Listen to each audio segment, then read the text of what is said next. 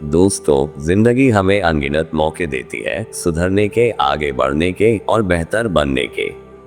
लेकिन अक्सर हम उस सही समय का इंतजार करते रह जाते हैं और वक्त रेत की तरह हाथों से फिसल जाता है। आज मैं आपको एक ऐसी कहानी सुनाने जा रहा हूँ जो आपको झकझोर देगी और सिखाएगी कि वक्त रहते सुधर जाना ही बुद्धिमानी है। ये कहानी है एक सांप की जो अपनी गलती का एहसास होने पर भी वक्त के हाथों मजबूर हो गया। तो चलिए सुनते हैं ये प्रेरणादायक कहानी। एक बार की बात है, एक घने जंगल में एक जहरीला सांप रहता था। वह अपने जहर और गुस्से के लिए कुख्यात था। जंगल के छोटे मोटे जानवर तो क्या, बड़े जानवर भी उससे डरते थे और उसके रास्ते से दूर ही रहते थे। सांप को अपनी ताकत और दूसरों में डर पैदा करने में बड़ा मजा आता था।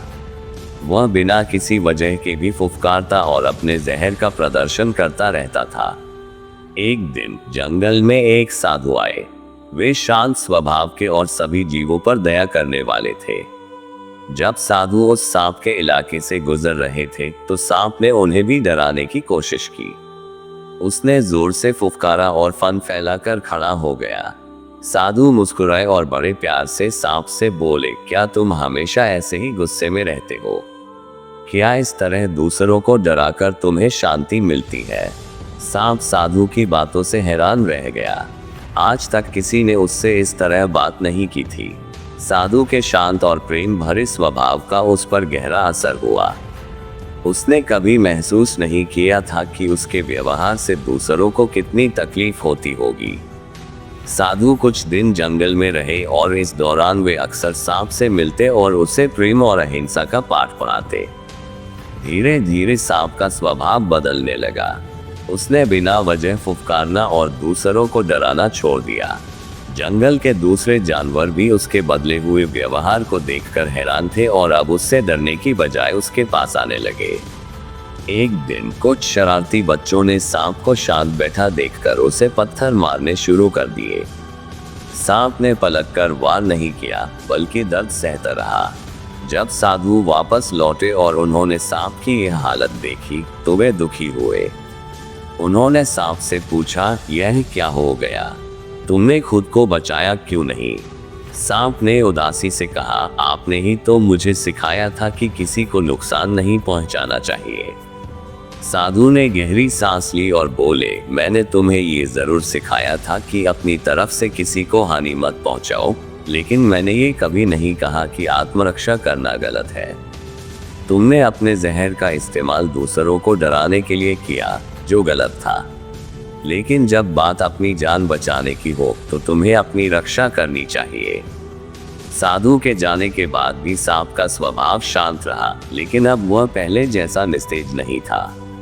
उसने महसूस किया कि उसे अपनी रक्षा करने का भी अधिकार है। हालांकि अब जंगल के दूसरे जानवर उस पर भरोसा नहीं करते थे।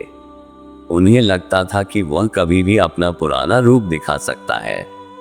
सांप ने बहुत कोशिश की, लेकिन वह उन पत्थरों के निशान को नहीं मिटा सका जो बच्चों ने मारे थे, और न ही उस डर को जो उसने कभी दूसरों के दिलों में पैदा किया था। धीरे धीरे सांप अकेला पड़ गया। जंगल के जानवर उससे दूर रहने लगे। उसे अपनी पिछली हरकतों पर बहुत पछतावा हुआ, लेकिन अब बहुत देर हो चुकी थी। वक्त बीत चुका था और उसने जो विश्वास खो दिया था उसे वापस पाना नामुमकिन था। दोस्तों, इस कहानी से हमें ये सीख मिलती है कि हमें वक्त रहते सुधर जाना चाहिए। हमारे बुरे कर्मों के निशान हमेशा बने रहते हैं और एक बार जो विश्वास टूट जाता है उसे दोबारा जोड़ना बहुत मुश्किल होता है। जिंदगी हमें मौका देती है, लेकिन हमें उस मौके को पहचानना और उसका सही इस्तेमाल करना होता है। इसलिए आज ही से अपने व्यवहार पर ध्यान दीजिए, दूसरों के साथ प्रेम और सम्मान से पेश आइए, और कभी भी यह मत सोचिए कि आपके पास सुधरने के लिए हमेशा वक्त रहेगा, क्योंकि वक्त किसी का इंतजार नहीं करता। अगर आप आज नहीं सुधरे तो कल शायद बहुत देर हो चुकी होगी। मुझे उम्मीद है दोस्तों कि यह कहानी आपको प्रेरित करेगी और आपके जीवन में सकारात्मक बदलाव लाएगी। अगर आपको ये कहानी पसंद आए हो तो इसे अपने दोस्तों और परिवार के साथ जरूर शेयर करें। और हाँ, वीडियो को लाइक और कमेंट में अपने विचार साझा करें। और हमारे साथ इस प्रेरणा की यात्रा पर जुड़ने के लिए चैनल को सब्सक्राइब जरूर करें।